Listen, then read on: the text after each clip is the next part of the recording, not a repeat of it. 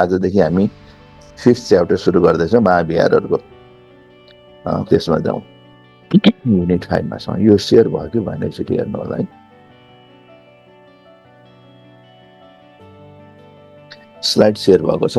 History of Buddhism देखिएको छ sir. Thank you. यो सेयर भइराख्दैन एउटा डिस्टर्ब गर्छ।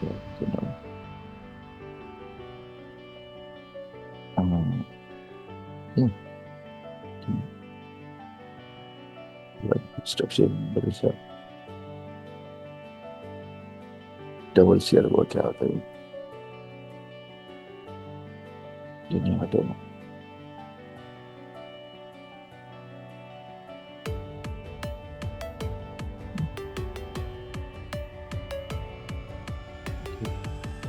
तपाईहरुको यो मात्र शेयर भइरहेछ कि एक्स्ट्रा केही पनि आइरहेछ? सिंगल पेज मात्र छ सर। छ है, त्यसो ठिकै छ। मेरोमा चाहिँ त्यो माथि फेरि एउटा अर्को विन्डो देखिरहेकोले त्यहाँ भिजुअलमा डिस्टर्ब गर्दै होला कि जस्तो लागेर। र अब हामी आज यसको हिस्ट्री अफ बुद्धिज्मको यो हाफ जुन इयरली प्रोग्राम मध्येको आधा हामीले वैशाखभित्र सिध्याउनु भनेको वैशाखी चाहिँ ठ्याक्कै सक्यो। आज यो च्याप्टर चाहिँ हामी अब सायद केही लेक्चरमा सघाउँछौँ। यसमा हाम्रो युनिट 5 मा बुद्धिस्ट लर्निङ सेन्टर्स भनेर छ, जसलाई 15 टिचिङ आवर्स भनेर छ। यो अलि हामीले यो बुद्धिस्ट लर्निङ सेन्टर मध्ये एउटाको अलि डिटेलमा हेरेपछि लगभग त्यही खालको, किनभने तिनीहरूको अहिले हामीसँग रुन्स मात्रै छ।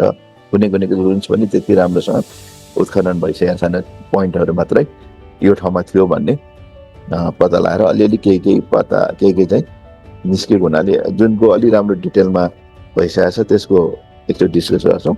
अरूको त्यही आधारमा लगभग त्यही खालको थियो। अलिअलि त फरक हुन्छ किनभने त्यो युग सँगसँगै त्यसमा पढाइ हुने विषयवस्तुहरू फरक हुनाले अलिअलि फरक हुन्छ। तर त्यसको मोर ओभर जुन स्ट्रक्चर अनि त्यसको गभर्नेन्स होइन, त्यसको म्यानेजमेन्टको काम चाहिँ लगभग एउटै खालको हुने हुनाले नालन्दाको हामीले अलिक डिटेलमा हेरेको थियो, अरूको लगभग त्यस्तै थियो भन्ने अनुमान गर्न सक्छौँ। किनभने अब अहिले ठ्याक्कै अरू सबैको त्यही रूपमा उत्खनन भएर सबै निस्किसकेको छैन, केही पार्ट मात्र निस्किएको देखिन्छ।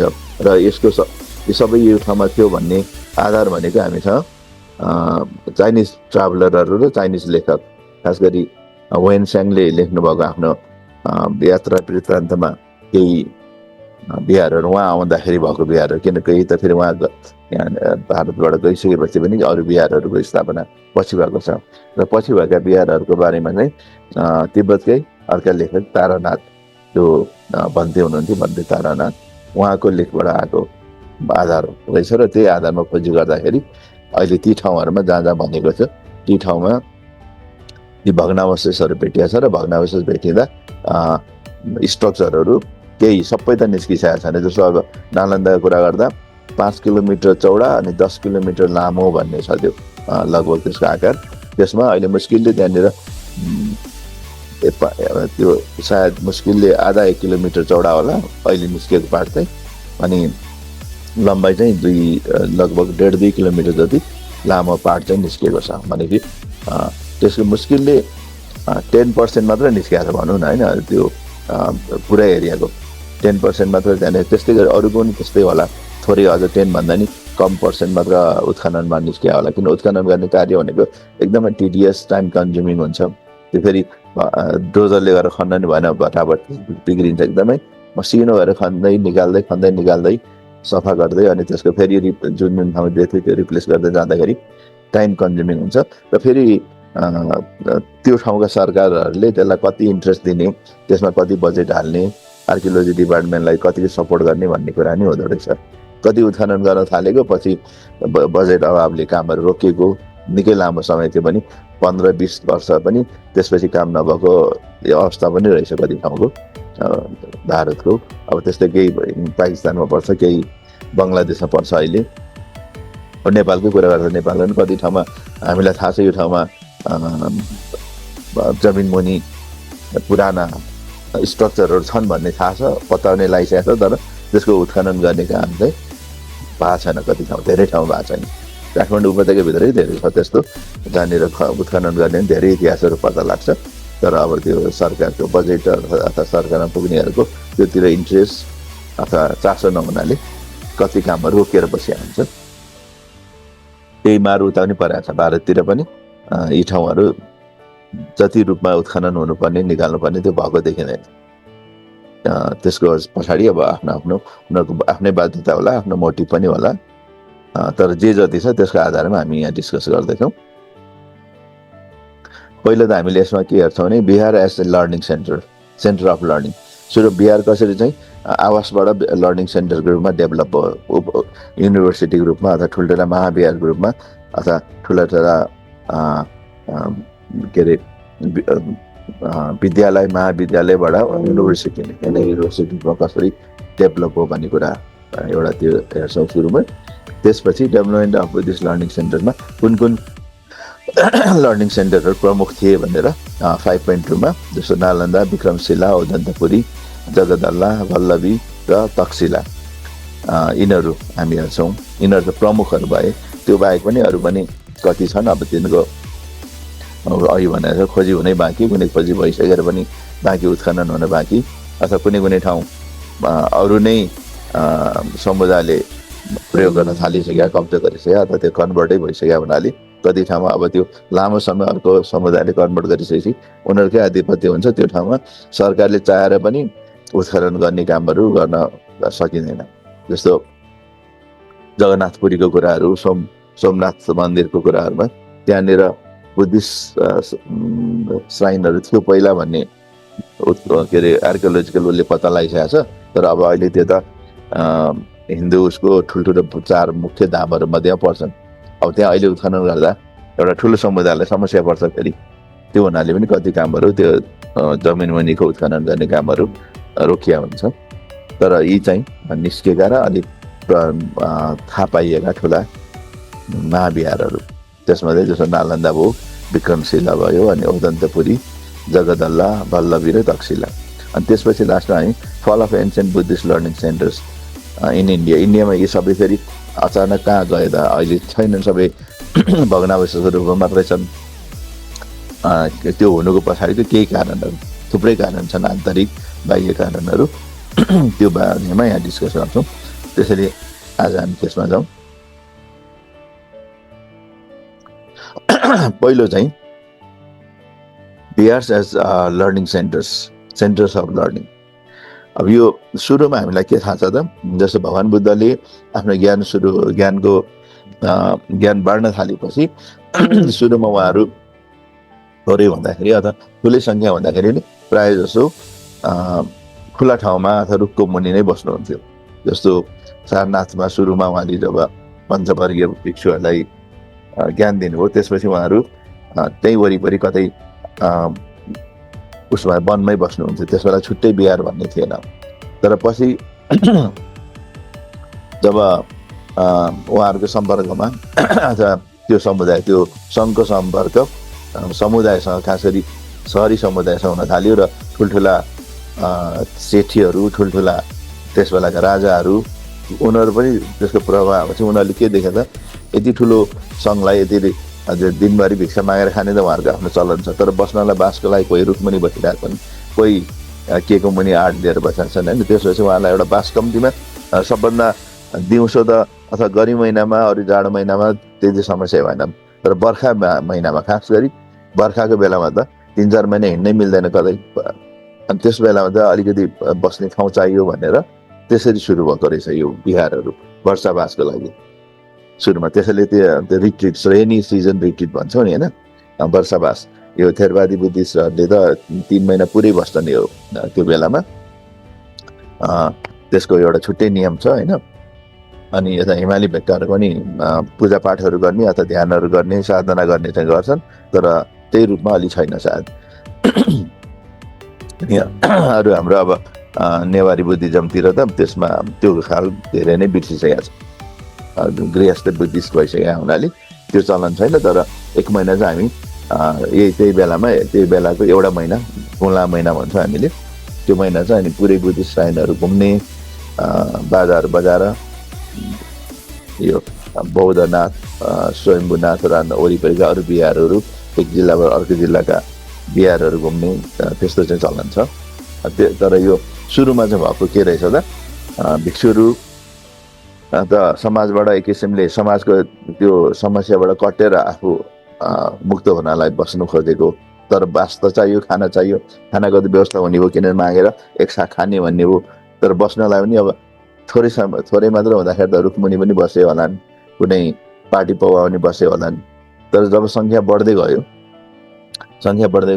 र बर्खामा एउटा ठुलै सङ्ख्यामा भिक्षुहरू बस्नुपर्ने भएपछि अनि उनीहरूको लागि भनेर बास बस्नको लागि भनेर सुरुमा त्यस्ता बिहारहरू, अनि त्यो बास बस्ने र विचरण पनि गर्ने स्थानलाई बिहार भन्न थालेको। अर्थात् अब सुरुमा त्यसलाई आराम पनि भनिन्थ्यो, जस्तो निग्रोध आराम, त्यस्तो यिनीहरूको नाम चाहिँ आरामको नाम भनिन्थ्यो, कहीँ बिहारको नाम पनि राखियो। त्यसरी वर्षावासको लागि सुरु भएको थियो। तर पछि त्यही चिज नै त्यो स्थायी रूपमा डेभलप हुँदै गएर त्यो ठुल्ठुला बिहार, त्यही वर्षावासका बिहारहरू चाहिँ अब महाबिहारहरू बन्न थाल्यो। र महाबिहारमा बस्ने त छँदै थियो, भिक्षुहरूको लागि बस्ने आवासको व्यवस्था छँदै थियो, खानको लागि उनीहरू भिक्षाटनमा जान्थे अथवा त्यहीँ ल्याएर भने दान दिन ल्याउँथे।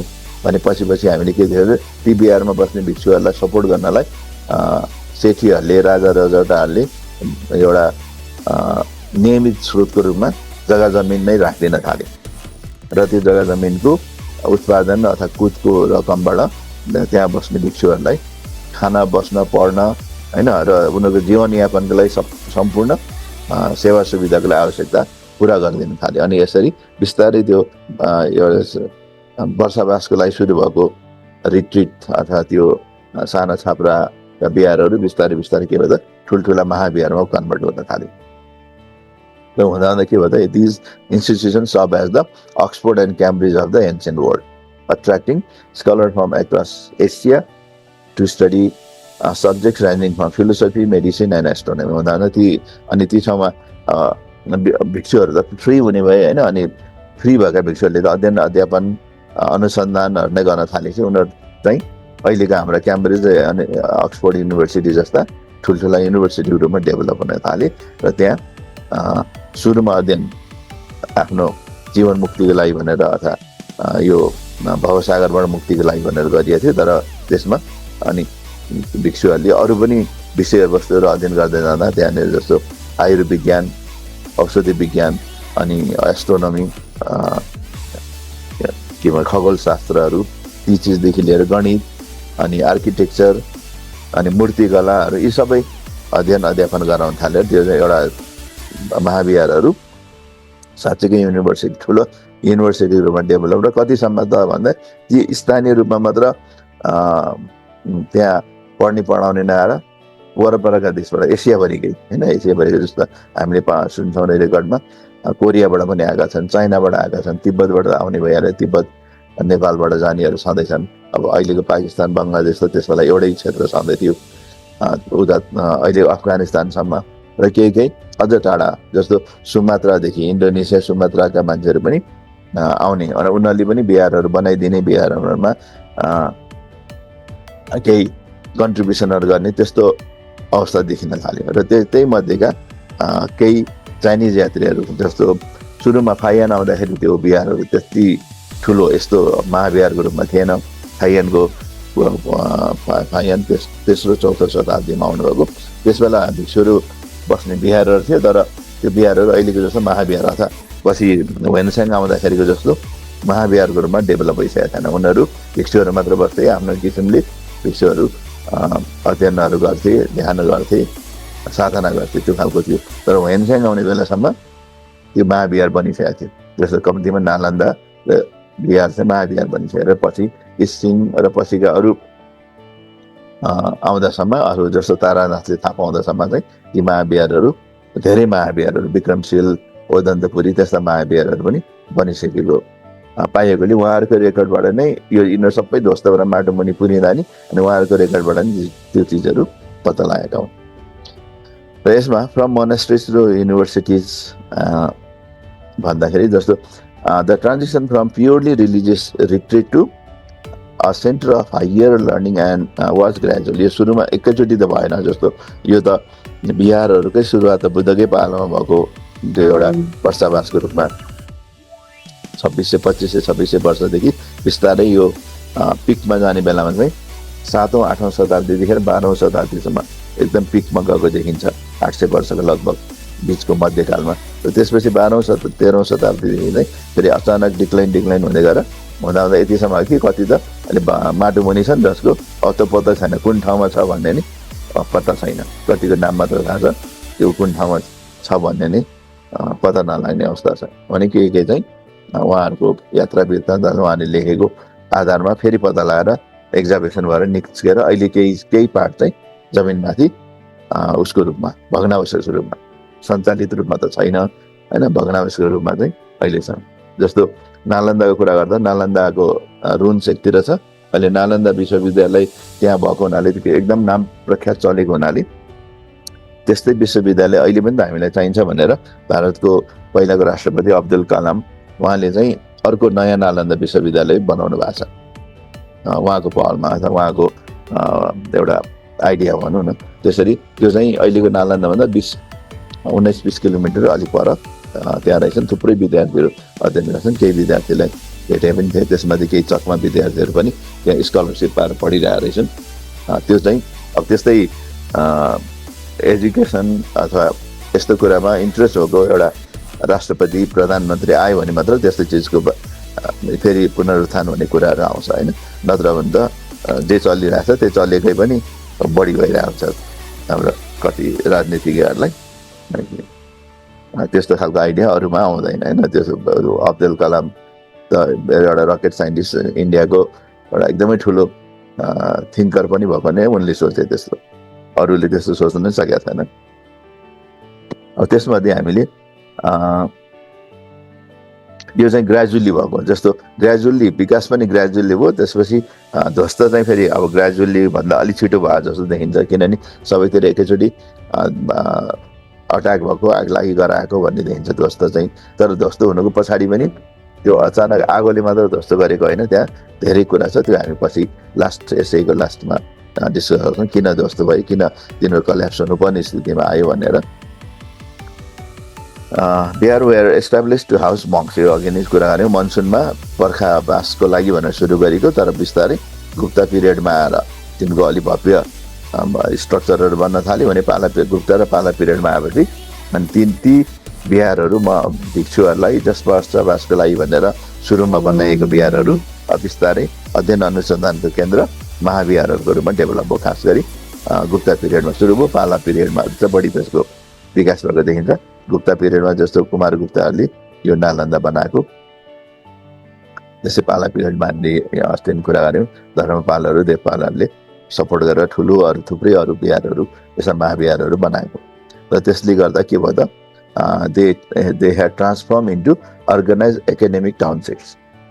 त्यहाँबाट सामान्य बिहार, सामान्य बसोबासको लागि भनेर सुरु भएको साना कुटीहरू अथवा त्यस्ता आरामहरू बिहारहरू बिस्तारै के भयो त 15 किलोमिटरसम्मको क्षेत्र, 5 किलोमिटर चौडाइ, 15 किलोमिटर लम्बाइसम्मको क्षेत्र ओगट्ने एउटा ठुलो विश्वविद्यालयको रूपमा कन्भर्ट हुन थाल्यो। जसमध्ये हामीले नालन्दा जुन देख्छौँ, नालन्दा जुन बिहारमा छ अहिले, विक्रमशील पनि बिहारमा छ, तक्षशिला चाहिँ गान्धार क्षेत्रमा पाकिस्तान र अफगानिस्तानको बोर्डर रिजन जस्तो पर्छ होला अहिले, त्यतातिर छ। नालन्दा चाहिँ this was establish in the 5th century CE, 5औं शताब्दीमा, जब हामी यहाँ यता नेपालमा चाहिँ लिच्छवीकाल चल्दै थियो, भर्खर सुरु हुँदै थियो, त्यति बेला उता चाहिँ गुप्तकाल सुरु भएको थियो। र गुप्तकालकै बेलामा गुप्तहरूमध्येको कुमार गुप्त भन्नेले सुरु गरेको देखिन्छ। यो it is often called the cited as the world's first residential university. यो चाहिँ पहिलो विश्वकै, यहाँ यो क्षेत्रको मात्र होइन, विश्वकै पहिलो रेजिडेन्सियल युनिभर्सिटी रूपमा डेभलप भएको देखिन्छ। पहिलो पढ्नलाई नै भनेर त्यहाँ बसोबास गरेर खाने पिउने बस्ने समेतको पढाइ हुने, अध्ययन अध्यापन गर्ने क्षेत्रको त्यो साइटको रूपमा डेभलप भएको। र यसले के गर्थ्यो त, it house up to 10,000 students and 2,000 teachers. र कति व्यवस्थित थियो त भन्दा 10,000 विद्यार्थीहरू राखिन्थ्यो र ती 10,000 विद्यार्थीलाई सिकाउनलाई 2,000 शिक्षकहरू, वेल ट्रेन शिक्षकहरू, जसको हामी यो उहरू देख्छौँ त्यहाँ। त्यसभित्र एन्ट्री पाउनलाई पनि एकदमै ठुलो एउटा जाँच दिनुपर्थ्यो। त्यो जाँच लिने गेटमा बस्ने द्वारपाल भन्ने थियो। अब त्यसलाई अब सिधै भन्दा गेटकिपर भन्न अलिक त्यो भनेर पाली होइन, द्वारपाल भनेर द्वारमा बसेर इन्ट्रीको लागि एक्जाम लिने। उनको एक्जाममा पास भएपछि मात्रै बल्ल इन्ट्री पाउने त्यहाँ, होइन। भनेपछि 10,000 विद्यार्थी त्यहाँ आउनलाई सायद लाखौँ आउँथ्यो होला। त्यसमध्ये केहीले मात्रै त्यो सर्टेन क्राइटेरिया पुरा गर्न सक्ने मात्रै इन्ट्री पाउँथ्यो र इन्ट्री पाइसकेपछि उनको अध्ययन अध्यापनको पुरै समय अवधिभर उनलाई खान, बस्न, अध्ययन गर्न, अध्यापन गर्न सबै फ्री थियो, होइन। किन त्यो चिजको सपोर्टको लागि ती राजाहरूले, गुप्त राजाले, पाल राजाहरूले, पछि गएर उहरूले पनि के अरे पछिका राजाहरूले, केही पछिकाहरूले समेत पनि सपोर्ट गरेका थिए। सपोर्ट पनि कसरी त गाउँका गाउँ दान दिएर, दान दिने भनेको मतलब गाउँबाट आउने रेभिन्यू, गाउँबाट आउने उत्पादनको केही अंश जुन सरकारले लिने रेभिन्यू हुन्छ त्यो चाहिँ ती महाविहारहरूलाई दानमा दिने, अथवा कुनै कुनै त त्यो जग्गा जमिनहरू महाविहारको नाममा नै छोडिदिने।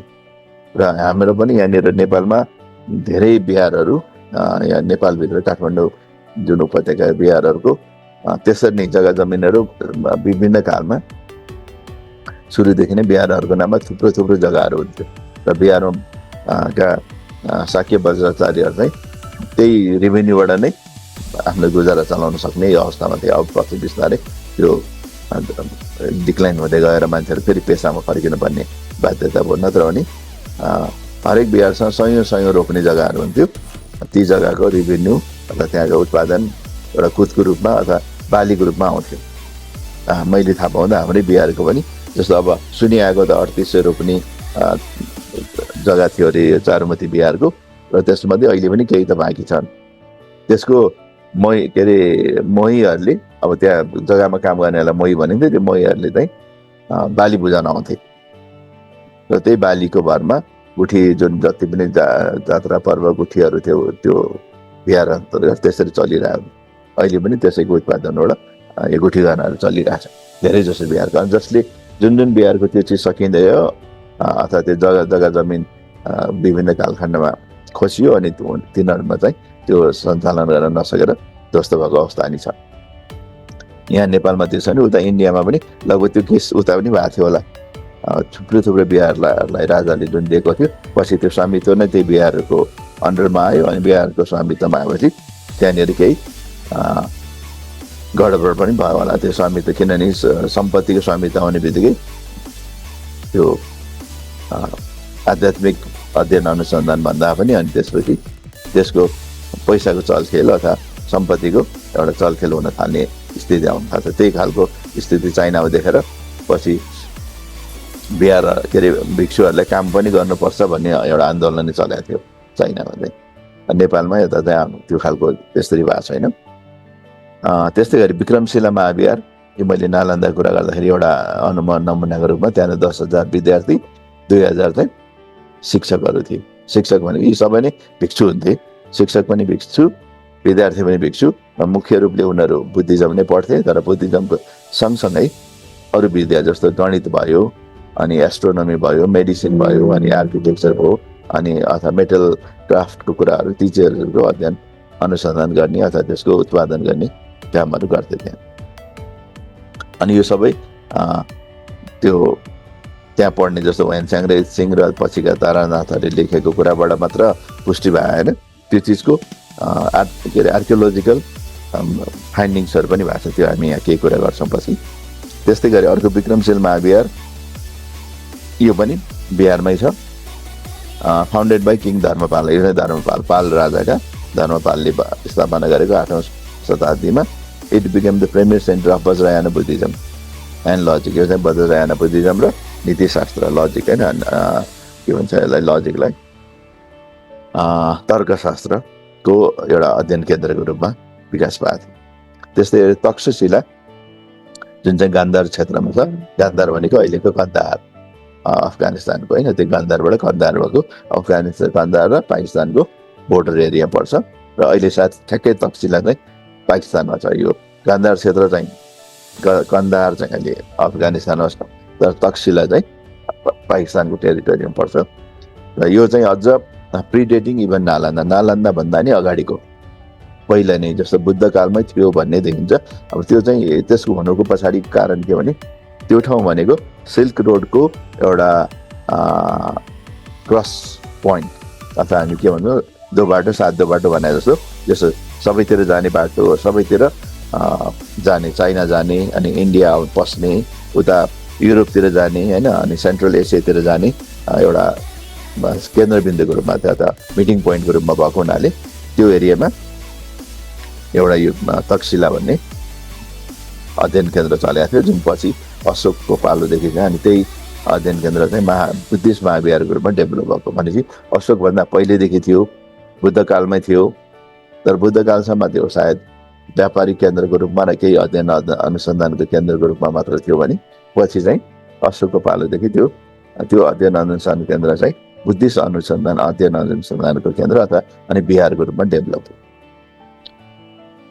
अब त्यसो हामीले बिहार एज सेन्टर अफ लर्निङमा एभिडेन्स अब के यो थियो भन्ने कुराको केही प्रमाणहरू पनि चाहियो नि होइन, त्यो चाहिँ भनिदिएर मात्र भएन, कथा अथवा लिजेन्डको रूपमा भनेर मात्र भएन, ती चिजको केही भौतिक प्रमाणहरू चाहियो, केही लेखोटको प्रमाणहरू चाहियो, केही अरू आर्कियोलोजिकल प्रमाणहरू चाहियो। त्यसको बारेमा कुरा गर्दा evidence supporting the great learning centre के छ त यो इनर थियो भन्ने कुराको एउटा त एक्जाभेसन गरेर निस्किएको छ धेरै क्षेत्र।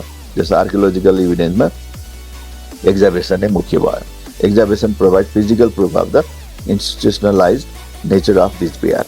हामी जुन ठाउँमा ती बिहार थियो भनेर उत्खनन गरेर हेरेका छौँ, ती ठाउँमा साँच्चै नै बिहारकै स्वरूपमा निस्किएका छन्। बिहारको स्वरूपमा निस्किनु भनेको जस्तो आर्किटेक्चर प्लानिङमा बिहार हुनलाई अध्ययन अनुसन्धान हुनलाई त कोठाहरू चाहियो, पढाउने ठाउँ चाहियो, पढाउन राखिने किताबहरूको भण्डारण चाहियो। यदि मान्छेहरू बस्छन् भने ती बस्ने मान्छेहरूको बस्ने कोठा मात्र नभएर खाने कोठा, खाना पकाउने ठाउँ जसलाई हामी डाइनिङहरू भयो होइन, अनि अन्न भण्डारहरू चाहियो।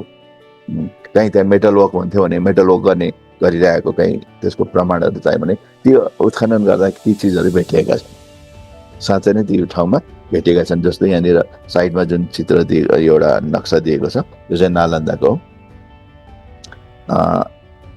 यो नक्सामा हामी यहाँ देख्छौँ। यो यस्तो एउटा जुन चारपाटे कोठाहरू देख्छौँ, त्यो सानो जुन सेतो पाल जस्तो देखायो, ती सबै सानो कोठाहरू हुन्।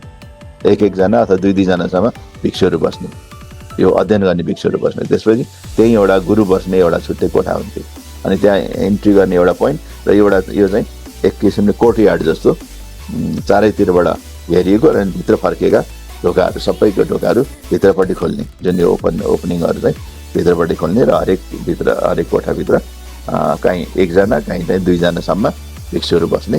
र यो चाहिँ भिक्षुको बसोबासको कुरा भयो। के पनि रहेछ भने एक ठाउँमा एउटा विधाको अध्ययन अनुसन्धान हुने त्यही ग्रुप चाहिँ त्यहाँ बस्ने। जस्तो महायानको अध्ययन हुने ठाउँमा महायान अध्ययन गर्ने भिक्षुहरू र तिनका गुरु त्यो एउटा यो स्ट्रक्चरभित्र त्यो समुदाय बस्ने अथवा त्यो भिक्षुहरूको समुदाय बस्ने। अर्कोमा अब थेरवादको भएको छ भने थेरवादको यहाँ, वज्रयानको भइरहेको छ भने वज्रयानको यहाँ हुने हो। अब त्यस्तै गरी सायद एस्ट्रोनोमीवालाहरू एकतिर अध्ययन अनुसन्धानको लागि त्यहाँ बस्नेवाला भनेपछि तिनलाई गाइड गर्ने गुरु र भिक्षुहरूको लागि आवश्यक बसोबासको व्यवस्था यसरी गरिएको रहेछ। यो एउटा पार्ट निस्केको। अहिले यो नालन्दाको चाहिँ जुन अहिले देखिन्छ त्यहाँ गएर हामी साइटमा गएर हेर्दाखेरि त्यसमा निस्केको एउटा पार्ट हो। अब यो निस्किन अझै थुप्रै लामो बाँकी छ। यो त मुस्किलले यो 1 किलोमिटरको मात्र होला यो, जबकि यस्तो 15 किलोमिटर लामो भन्ने छ त्यहाँ। 15 किलोमिटर लामो भनेपछि त यो त भर्खर मुस्किलले 10% निस्किएको, अरू अनुसन्धान हुन अथवा उत्खनन हुन बाँकी नै छ। र त्यहाँ गाइडले के भन्थ्यो भने अहिले हामी जाँदाखेरि जुन लेयरमा हामी जमिन भन्ठानेर हिँडिरहेको हुन्छौँ त्यो चाहिँ वास्तवमा फर्स्ट फ्लोर हो अरे। भुइँ तल्लाको फ्लोर त अझ त्योभन्दा मुनि, एक तल्ला त जमिन मुनि नै अझै गाडीको अवस्थामा छ। भनेको गुप्तकालीन फ्लोर चाहिँ तलै छ अझै जमिन मुनि, हामीले त्यहाँ जमिन भन्ठानेर टेकेर हिँड्ने ठाउँ चाहिँ त्यो भनेको पालाकालीन यो पाल वंशको पालोको त्यो स्ट्रक्चर हो अरे। भनेपछि त्यो किनभने बहुतल्ले थियो भन्ने पनि देखिन्छ, मल्टी स्टोरी, कम्तीमा 2 तल्ले 3 तल्लेसम्म बसोबास गर्ने क्षेत्र र किताब राख्ने त 9 तल्लीसम्म थियो। 9 तल्लाको त त्यो किताबको लाइब्रेरीको भवन थियो भनेपछि 9 तल्लाको लाइब्रेरी भने चाहिँ कत्रो भव्य थियो होला होइन, त्यस्तो देखिन्छ। अब त्यही खालको नक्कल अन्त पनि गरिया हो विक्रमशिलमा, ओदन्तपुरीमा, सोमपुरीहरू यिनीहरू सबैमा त्यसैको लगभग नक्कल गरेको हुनाले लगभग ठ्याक्कै त्यत्रो साइज नहोला अथवा कुनै त्योभन्दा ठुलो होला, कुनै जस्तो विक्रमशिला त योभन्दा नि अझ ठुलो बनाइएको थियो कि भन्ने यहाँ अड्कल गरिरहेको छ। अरू त्योभन्दा सानो थियो भने पनि 10,000 विद्यार्थी नभए 5,000 होलान्, कहीँ 2,000 मात्रै विद्यार्थी होलान् भने बसोबास गरेर त्यहीँ बसेर अध्ययन अनुसन्धान गर्ने पढ्ने त्यति ठुलो सङ्ख्यामा बस्नु सक्ने भनेको एउटा ठुलो व्यवस्था हुन्छ होइन। त्यसरी यो देख्छौँ हामीले 2,000 विद्यार्थी राखेर पढाउन पुरै के भन्छौँ बोर्डर्स रूपमा होइन। अहिले हामीले अहिलेको भाषा भन्दाखेरि बोर्डर्स रूपमा पढाउनु भनेको ठुलो एउटा म्यानेजमेन्ट चाहिने कुरा हो। स्कुल कलेजहरू चलाउँदाखेरि एकदम ठुलो स्कुल भनेको नै त्यो डे बोर्डर्स मात्र आउने कलेजहरू नै पनि मुस्किलले 2,000-3,000 विद्यार्थी हुने स्कुल अहिलेलाई एकदम ठुलो, नेपालको लागि चाहिँ एकदमै ठुलो स्कुलहरू, एकदम नाम चलेको स्कुल भनेर मान्छौँ। जबकि त्यहाँनिर 10,000 त विद्यार्थी थिए, त्यो पनि रेजिडेन्सियल विद्यार्थीहरू, बाहिरबाट आएर पढेर बेलुका फर्किने पनि होइन, त्यहीँ बस्ने, त्यहीँ खाने होइन, खाने बस्ने सुत्ने समेत व्यवस्था भएका। त्यत्रो ठुलो 10,000 विद्यार्थी अनि 2,000 शिक्षक अनि 3लाई सपोर्ट गर्ने अरू पनि केही चाहिन्थ्यो होला होइन। अब सबै काम त उनीहरूले मात्र गर्ने भएनन्, यसो पढ्ने पढाउने बाहेक अब त्यहाँनिर अरू पनि सरसफाइदेखि लिएर के त उनीहरू आफै गर्थे होला होइन। तर म्यानेजमेन्टको लागि त अरू पनि म्यान पावर चाहिन्छ, त्यो चिजहरू समेत पनि अब बाहिरबाट आएर पनि सपोर्ट साइड ग्रामीण ती गाउँका मान्छेहरू आएर पनि केही सपोर्ट गर्थे होला भने चाहिँ त्यो एउटा कत्रो ठुलो स्ट्रक्चरमा रन भइरहेको थियो भन्ने हामी कल्पना मात्र गर्न सक्छौँ अहिले। अब यसमा जस्तो अर्को चाहिँ architectural planning. Archaeological remains at Nalanda reveal 9 large monasteries and numerous stupas organize in mandapa style. जस्तो यो अहिले कुरा गरेको यो 9वटा त अहिले निस्किसकेको छ। यो सबै हरेक एउटा मण्डप शैलीमा, मण्डप भनेको चोक जस्तो जहाँ एकतिरबाट छिर्ने अनि वरिपरि कोठा सानसाना कोठाहरू, धेरै ठुल्ठुला पनि छैनन्, म आफै पनि गएर हेरेर आएँ। कोठाहरू 2जना मात्र, दुईवटा खाट राख्न मिल्ने र बिचमा अलिकति प्यासेज भएको भनौँ, त्यति मात्र भएको, मुस्किलले सायद 10x10 को भन्नु पर्ला, 10x10 फुटको स्पेस भएको कोठाहरू। यस्तो 9वटा यो निस्केको छ। यो त एउटा भागमा, यस्तै अन्त पनि थियो भने त्यो अब इतिहासले अथवा रेकर्डले त्यो देखाउँछ, अहिले उत्खननले चाहिँ यति मात्र आएको छ।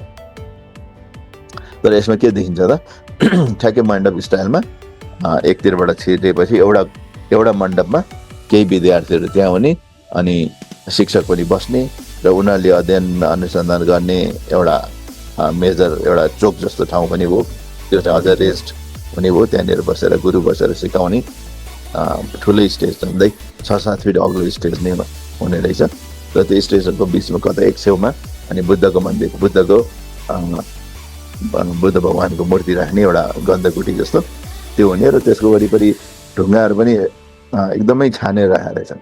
जस्तो साँझ के अरे राति चन्द्रमाको उज्यालो पर्दाखेरि त्यो ढुङ्गा नै रिफ्लेक्ट गरेर त्यो भित्रको देवता चाहिँ अथवा भित्रको बुद्ध भगवानको मूर्ति चाहिँ झल्ल त्यसो देखिने, राति अँध्यारोमा भनेको जुनिले रातमा देखिने गरेर एक किसिम रिफ्लेक्टरहरू समेत, ढुङ्गाकै रिफ्लेक्टर जुन हामीले के भन्छौँ सिस्ट भन्छ नि, तपाईँले यो सुन्नुभएको छ, माइका सिस्टहरू, यो टल्किने ढुङ्गाहरू हुन्छ, त्यसमा बत्ती बलेकै टल्किने, त्यहाँनिर गाइडले टर्च लाइट बालेर देखाउँछ यसो हेर्नुहोस् भनेर, झल्लै टल्किन्छ त्यो ढुङ्गाहरू। सानसाना माइका सिस्ट भनेको यो तपाईँले अब्रक भन्ने सुन्नुभएको छ?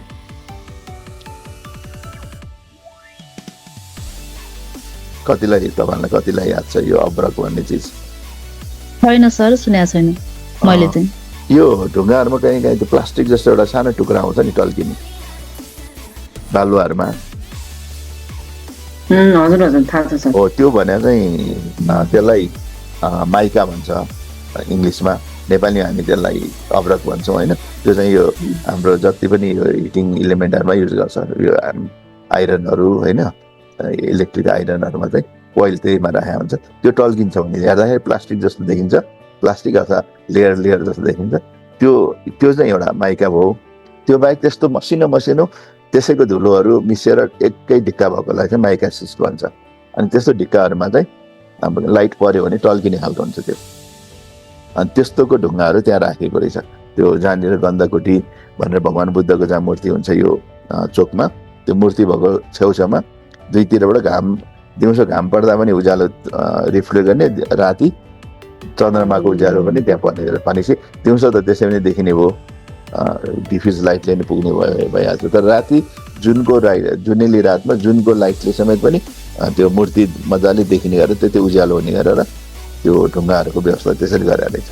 अनि त्यसपछि त्यसको छेउमा गुरु बसेर गुरुले पढाउने ठाउँ चाहिँ रेस्ट प्लेटफर्म हुन्छ नि, स्टेज झन्डै 6-7 फिट अग्लो, चेलाहरू अलि तलै भुइँ जस्तोमा बस्ने चोकमा भने गुरु बसेर पढाउने ठाउँ चाहिँ निकै अग्लो, झन्डै 5देखि 4.5 फिटदेखि कुनै 6 फिट अग्लोसम्म देखिन्छ। भनेपछि अहिलेको हामीले हलहरूमा स्टेज बनाउँदाखेरि अहिले त ठ्याक्कै उल्टो छ, हामी स्टेजमा तल मान्छेहरूको दर्शक चाहिँ यस्तो प्यारापिट जस्तो माथि बस्छौँ। तर पहिलाको पुरानोमा चाहिँ स्टेज अग्लो हुन्थ्यो नि, अग्लो स्टेज, अनि के अरे दर्शकहरू चाहिँ जमिनमा बसेर हेर्ने, लगभग त्यो खालको स्टाइलको पढाउने ठाउँहरू रहेछ। त्यो लेक्चर हल भन्नाले लेक्चर गर्ने ठाउँ चाहिँ त्यस्तो रहेछ। र यो 1-2टाको नमुना त्यस्तो देखाएको देखिन्छ त्यहाँ। त्यसको मैले भिडियो बनाएर छु, त्यो म फेरि सेयर गरिदिउँला तपाईँलाई। त्यो झन्डै 40 मिनट जति भएको हुनाले अहिले देखाएर टाइम खेर नफालौँ, पछि तपाईँले म त्यो उसमा सेयर गरिदिन्छु। म जाँदाखेरि मैले आफूले त्यहाँनिर खासै उ गरेको छैन, त्यहाँ गाइड एउटा लिएको थिएँ, गाइडले भनेको कुरा, उनले भनेको कुरा नै राखिदिउँ, फेरि हिन्दीमा बोलेको हुनाले अरूले पनि बुझ्छन्, हामी त नेपालीहरूले नै बुझिहाल्छौँ भनेर त्यसलाई मैले भोइस ओभर पनि गरिनँ। उनले जे भनेको थियो त्यहाँ नि। तर त्यसो गर्दाखेरि युट्युबले अलिकति काटिदिएको छ त्यहाँनिर, त्यो उनले आफ्नो परिचय दिँदा चाहिँ त्यो सायद उनको आफ्नो विज्ञापन भयो भनेर सुरुमै अलिकति म्युट गरिदिएको रहेछ। त्यो सुरुको म्युटलाई छोडेर अगाडि हेऱ्यो भने अनि बयान गरेकोदेखि बुझिन्छ। अरू पनि युट्युबमा थुप्रो पाइन्छ। यो त्यसपछि अफिसियल सिलहरू त्यहाँको बारेमा, त्यो महाविहार थियो अनि त्यो चाहिँ यसो अध्ययन केन्द्र थियो भन्ने अर्को प्रमाण चाहिँ के त, excavated clay and brick seals bear the inscription Shri Nalanda Mahavihara आर्य भिक्षु सङ्घर्ष भनेर लेखेको, यो नाम पनि नालन्दा महाविहार भनेर पनि लेखेको, अनि आर्य भिक्षु सङ्घर्ष भनेर लेखेको, संस्कृतमा लेखेको पाको माटोमा त्यसो छापहरू भेटिएको छ, सिलहरू। र यसले के देखाउँछ, यो श्री नालन्दा महाविहार भन्ने नाम पनि हो, र आर्य भिक्षु सङ्घ छ भने भिक्षुहरूको सङ्घ बस्ने ठाउँ थियो भन्ने कुरा पनि त्यो सिलले मजाले देखाउँछ। र यसमा यो आर्य भन्ने बित्तिकै फेरि त्यो अहिले चलेको आर्य अनार्यको कुरा होइन, यो चाहिँ आर्य भनेको नोबल भन्ने हो होइन, नोबलको अर्थमा आर्य भनेको यो संस्कृतमा यो छाप बनाएको भेटिएको छ नालन्दामा है। त्यसबाट चाहिँ यो नालन्दा विश्वविद्यालय थियो र यहाँनिर भिक्षुहरू बस्थे, अध्ययन अनुसन्धान गर्थे भन्ने कुरा त्यो सिलले पनि प्रमाणित गर्छ।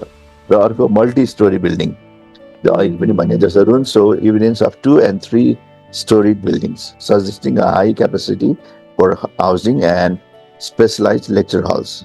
नालन्दा युनिभर्सिटीको कुरा गर्दा त्यहाँनिर लेक्चर हलहरू छ र 2 देखि 3 तल्लासम्म चाहिँ भिक्षुहरू बस्ने कोठाहरू, जुन त्यसमध्ये सुरुमा गुप्त वंशले बनाएको, त्यसमाथि थपेर पाल वंशले बनाएका, अनि हर्षवर्धनले बनाएको, पछि पाल राजाले बनाएको, त्यसरी तहको 2 देखि 3 तहको बसोबास गर्ने कोठाहरू र ऊ चाहिँ त 9 तल्लाको लाइब्रेरी चाहिँ रत्नगार भनेर 9 तल्लाका थियो भन्ने देखिन्छ। त्यसमध्येको रुम्समा त अब अहिले त त्यसको भुइँ लेभलको मात्रै स्ट्रक्चर छ, त्यो 9 तल्लाको देखिँदैन, तर त्यो ठाउँमा बेस चाहिँ देखिन्छ अहिले पनि। अनि मल्टी स्टोरी बिल्डिङमा यो भइहाल्यो। अनि स्क्रिप्चर एन्ड लिटरेरी एभिडेन्समा records indicate that while Buddhist philosophy was central, students also studied grammar, logic, medicine, mathematics, astronomy and architecture. र त्यहाँ हामीले त्यहाँ पढेर निस्केका भिक्षुहरू खास गरी वेनच्याङ होइन, इच्छिङ पनि आएका थिए र पछि तारानाथ यिनीहरूले लेखेको, तारानाथ आफै चाहिँ आएको थिएनन्, उनले अरूले पाएको बयानबाट लेखेको भन्ने कुरा छ। उनी आफै चाहिँ त आएका थिएनन् भन्ने देखिन्छ। तर उनीहरूले लेखेको कुराबाट के देखिन्छ, त्यहाँनिर आध्यात्मिक अध्ययन मात्र होइन, ग्रामर पनि पढाइन्थ्यो, लजिक पनि पढाइन्थ्यो, मेडिसिन होइन, यो आयुर्विज्ञान पनि पढाइन्थ्यो, म्याथमेटिक्स भयो। यहीँबाट निस्किएका आर्यभट्ट, यही नालन्दा विश्वविद्यालयकै वैज्ञानिकको रूपमा निस्केका आर्यभट्ट थिए, जसले चाहिँ शून्यको एउटा जिरोको कन्सेप्ट दिएको भन्ने। अनि जिरोको कन्सेप्ट मात्र होइन, उनले अरू एस्ट्रोनोमीको जुन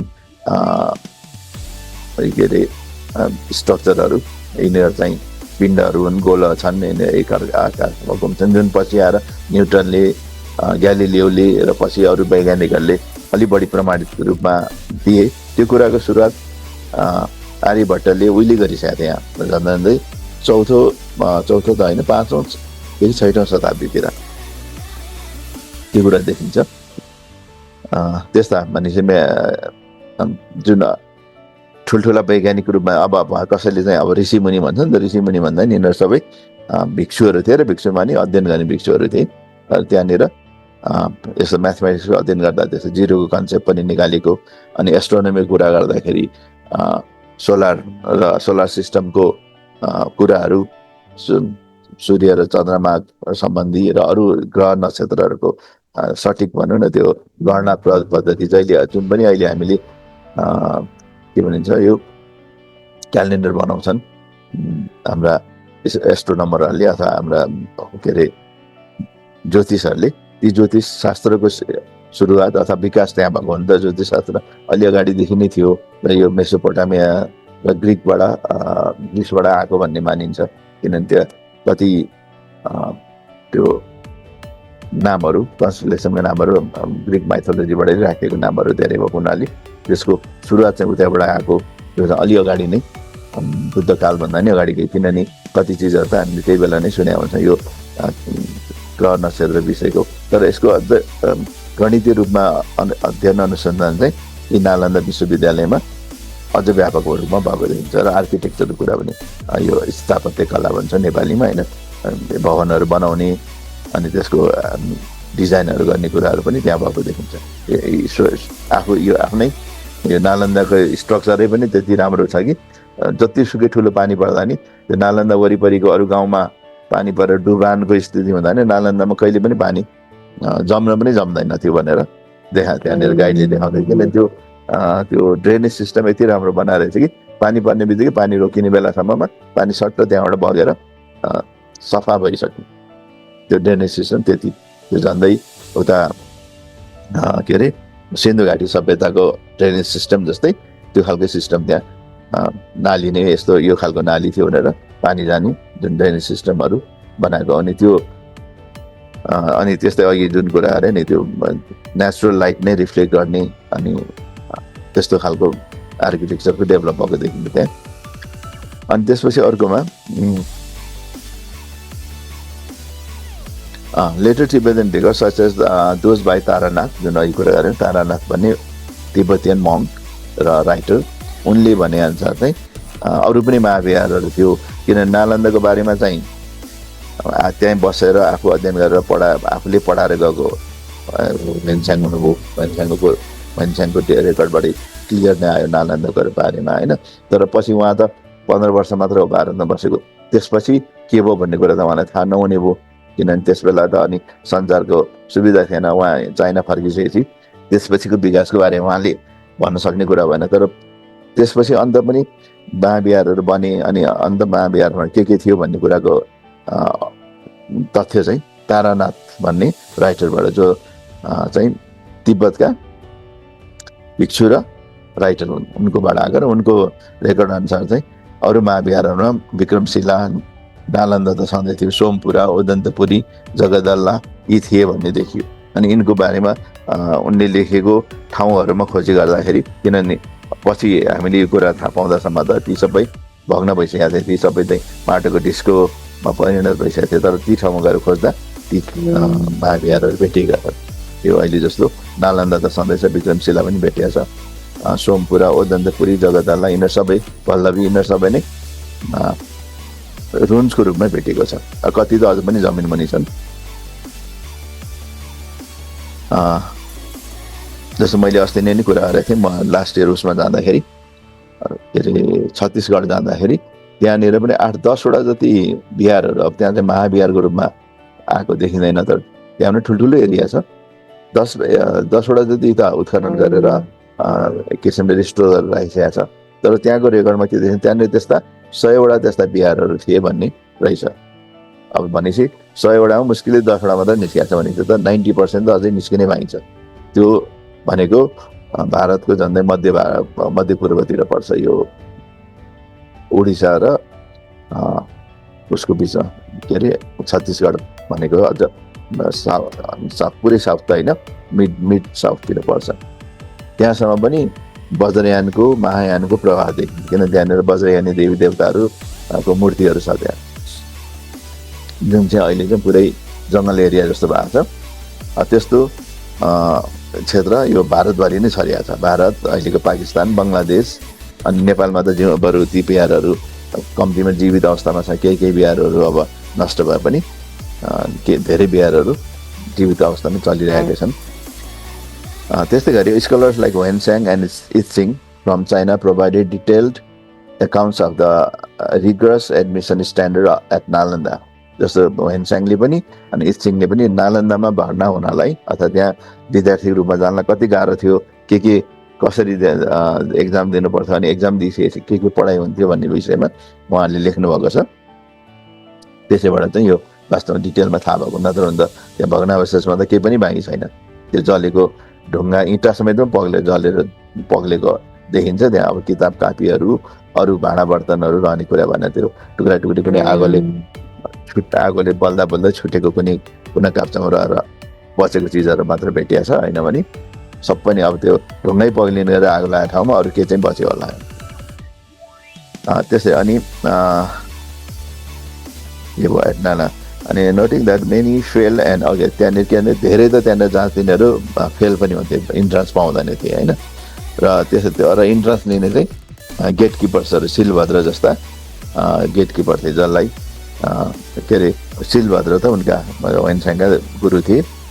गेटकिपरहरू जसले त्यहाँनिर जाँच दिन्थे, त्यो गेटकिपर पनि अहिलेका पाली जस्ता एकदम कम पढेका अथवा थोरै मात्र अध्ययन गरेका होइन, एकदमै अध्ययन गरेर उनले जाँच लिन सक्ने स्थिति भनौँ न। त्यसपछि उनभित्र प्रवेश पाएपछि पढाउने गुरुहरू त त्यो अझ बढी जान्ने भइहाल्यो। भनेपछि गेटकिपर, जाँच लिने गेटकिपरहरू नै पनि त्यति अध्ययनशील अथवा त्यति स्ट्यान्डर्डका हुन्थे त्यहाँ।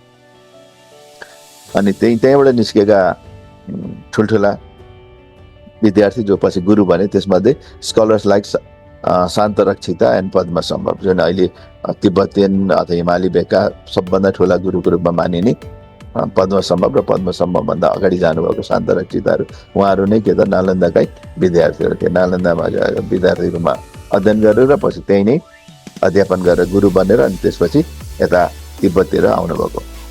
भनेपछि जुन अहिले वास्तवमा तिब्बतियन बुद्धिज्ममा त पद्मसम्भव र दोस्रो बुद्ध नै मानिन्छ होइन, बुद्ध पछिको बुद्ध जस्तो मानिन्छ।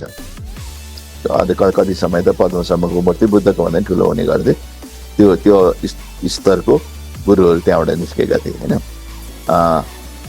The founder of Tibetan Buddhism, यो Padmasambhava the were product of the Nalanda and Vikramashila system. यिनीहरू भनेको नालन्दा र विक्रमशीलका नै प्रडक्टहरू थिए। पछिको अतिशती दीपङ्करहरू भए, यिनीहरू सबै नै। जस्तो आर्यभट्ट, यो नि कुरा गरेको थिएँ मैले, त्यसमध्येको एकजना Aryabhata, some traditions suggest that the great mathematician and astronomer may have headed the university. यो आर्यभट्ट भन्ने वैज्ञानिक, जसलाई भारतले एउटा ठुलो वैज्ञानिक मान्छन् अहिले पनि, उनकै नाममा एउटा सेटेलाइट नै छोडेको छ आर्यभट्ट भन्ने, उनी पनि यहीँका प्रडक्ट थिए भन्ने धेरै तथ्यले देखाउँछ। र उनको जन्म, उनी चाहिँ त्यही नजिकै नालन्दाकै नजिकैको एउटा गाउँका मान्छे थिए र पछि त्यहाँ अध्ययन गरेर ठुला वैज्ञानिक बने, म्याथमेटिसियन र एस्ट्रोनोमर। उनले दिएको जुन जिरोको ज्ञानदेखि लिएर यो एस्ट्रोनोमी कुराहरू समेत पनि आउँछ यहाँ।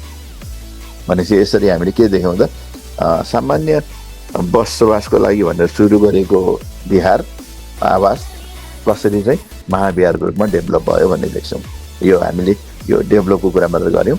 अब यसमा हामीले अनि नालन्दाको कुरा अब यहाँबाट आउँछ, त्यो सायद आज डिटेलमा जान भ्याइँदैन होला, किनभने 7:10 भइसकेको छ, सरको इन्ट्री हुने बेला भयो होला। यसमा तपाईँहरूलाई म त्यहाँ उसमा जाँदाखेरिको लिङ्क बनाएको भिडियोको लिङ्क अहिले उसमा राखिदिन्छु। यहाँ पनि एकतिर एउटा लिङ्क एड गरिदिनु होला, पछि तपाईँले हेर्नु भने मिल्ने गरी। वाट्सएपमा पनि यो नालन्दाको जुन भिडियो बनाएको छु त्यसबाट एउटा आइडिया आउँछ कस्तो थियो रहेछ भनेर। अनि त्यसपछि ठ्याक्कै त्यही जस्तो सबैतिर नहोला, तर मोर अबाउट त्यही खालको स्थिति सबैतिर थियो भन्ने देखिन्छ। ल यसमा अब हामी अलिकति सरले यहाँ इन्ट्री लिनु अगाडिसम्म तपाईँहरूको बारेमा केही यसमा विषयवस्तु राख्नु छ अथवा सोध्नु छ, अथवा तपाईँले पुग्नु भएको छ भने तपाईँले देखेको कुरा पनि भन्नुभएको हुन्छ। को जानुभएको छ नालन्दा अथवा यही कुनै बिहारहरूमा? कोही पुग्नु भएको छ तपाईँहरूमध्ये?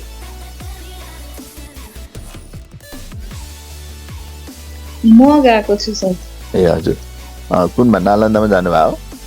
हजुर हो, तपाईँ जानुभयो, तपाईँले याद गर्नुभयो होला त्यहाँनिर देखिएको कत्रो भव्य स्ट्रक्चर छ होइन त त्यो? हजुर ठुलो त्यो त्यति धेरै जानकारी पनि आफूलाई थिएन, बुद्धिज्मको त्यो पनि थिएन। अनि त्यो गाइडले जति जति भन्यो त्यही कुराहरू बुझ्यो, सुन्यो, आयो। अब पछि यता आएर चाहिँ अनि बुद्धिज्म जोइन गरिसकेपछि अनि इन्ट्रेस्ट पनि बढ्यो। त्यसपछि चाहिँ अनि अझ धेरै कुरा त्यति बेला जाँदाखेरि याद गरिन्थ्यो होला, किन यो विषयमा आफूलाई पनि अलिअलि थाहा भयो भने त्यसमा गाइडसँग सोध्ने अथवा आफूले पनि हेर्ने कुरामा अलिक फरक हुन्छ होइन। थाहा नै नभएको विषयमा गएर त सरसर्ती हेरेर आउँदा त्यो भन्छ नि के अरे, हाम्रो नेपाली ऊ जस्तो जान्नेलाई श्रीखण्ड नजान्नेलाई खुर्पाबिँड भने हामी त्यो कति विषयवस्तु चाहिँ कति महत्त्वपूर्ण हुन्छ, तर हामीलाई त्यो विषयमा थाहा नहुँदाखेरि सामान्य रूपमा हेरेर त्यही इँटा भवन मात्र हेरेर फर्किने स्थिति पनि हुनसक्छ होइन। त्यस्तै भएको थियो। तर यस्तो पनि हुँदो रहेछ, पहिले एकचोटि फेरि एकजना गाइडले गाइड गरेकोमा अर्को गाइडकोमा अलिअलि केही भर्सन फरक पनि हुँदो रहेछ। हुन त सरकारले उनीहरूलाई यही कुरा मात्र भन्नु भने हुन्छ, तर कति कुराहरू उनीहरूले आफ्नो तर्फबाट नि एड गर्ने अथवा एक्जाजरेट गर्ने अथवा उनीहरूलाई चित्त नबुझेको कुरामा चाहिँ त्यो चिजहरूको निगेट गर्ने हुन्छ नि, त्यस्तो पनि कुराहरू पनि गर्दा रहेछन्। जस्तो मलाई हामी जाँदाखेरि गाइड गर्ने त्यो मान्छेले चाहिँ एउटा प्रसङ्ग उठाएको थियो, यो चाहिँ कल्पनाको कुरा हो, यो म सत्य कुरा होइन भनेर उनले त्यो जुन भुटानका राजकुमार, भुटानको राजाको नाति होइन, एकजना अहिले टुल्कुको रूपमा देखाएको छ नि त, त्यहाँको पहिलाको आचार्य थियो, त्यहाँको आचार्य नै थिए, त्यहाँको विद्यार्थी थिए, पछि आचार्य थिए भनेर उनले दाबी गरिरहेछन् होइन। अनि त्यो कुरा चाहिँ भारततिर चाहिँ के छ भने यो हाम्रो हिमाली भेगको जुन टुल्कु परम्परालाई उनीहरू पत्याउँदैनन् कि मान्दैनन्, त्यो हुनाले त्यसमा चाहिँ अलिक सेटारिक किसिमले भन्दै थिए उनले, यो चाहिँ कथा मात्र हो, यस्तो पनि भनिँदो रहेछ भनेर भन्दै थियो। अब त्यो बच्चाले फेरि ठ्याक्कै यो ठाउँमा यो थियो भनेर देखाएकै छन् रे होइन। अब हामीले कति मान्ने कति नमान्ने भन्ने कुरा त्यो हाम्रो आफ्नो पनि कुरा हुन्छ, तर जस त्यो ठाउँमा धेरै कालसम्म त्यस्ता ठुल्ठुला विद्वानहरू थिए भन्ने कुरा चाहिँ देखिन्छ। तपाईँहरू टाइम मिलेर जान सक्नुभयो भने चाहिँ यी ठाउँहरू चाहिँ जाने अलि राम्रै हुँदो रहेछ, किनभने त्यसमा साइटमै गएर हेर्दाखेरि त्यो विषयमा जति जानकारी हुन्छ हामीले वर्षभरिको अध्ययन गरे भन्दा नि त्यो एक दिनको भ्रमणले, एक दिनको त्यहाँको अध्ययनले धेरै कुरा थप्छ।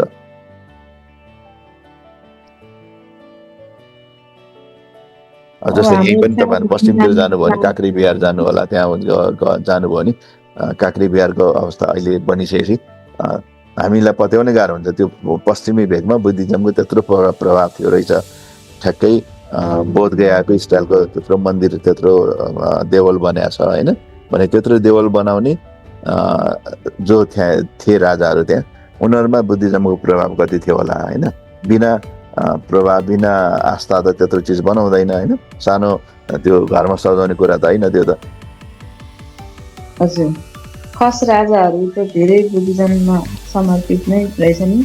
हो रहेछन् होइन, निकै रहेछन्, निकै लामो समयसम्म 12औं 13औं शताब्दीसम्मै त्यहाँनिर बुद्धिज्मको प्रभाव रहेछ। ठाउँ ठाउँमा गाउँतिर पनि सानसाना देवलहरू त थुप्रै छ, जस्तो हामी काठमाडौँमा सानसाना चैत्यहरू देख्छौँ, त्यस्तै त्यता पनि चैत्य नै हुन्, तर त्यहाँ चैत्यलाई देवल भन्दो रहेछन्, किनभने अब उनीहरूलाई चैत्य भनेर अहिले बुझ्दैनन्, अब त्यो उनीहरूको त्यो भाषाबाटै हटिसकेको छ चैत्यहरू, गुम्बाहरू होइन। अब बिहार अनि यी चिज भन्ने चाहिँ अहिलेको समाजलाई बुझाउन गाह्रो हुनाले उनीहरूले आफै एकअर्काले भन्दाखेरि देवल भन्दो रहेछ। देवल भने देवताथान भन्ने हिसाबले बुझ्ने रहेछन्, तर ती सबै नै सानसानो स्तूपहरू हुन्।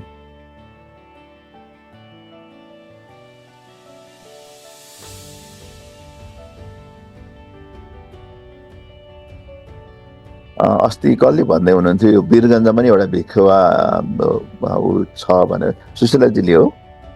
होइन, मैले भनेको म त्यहाँको लोकल हजुर।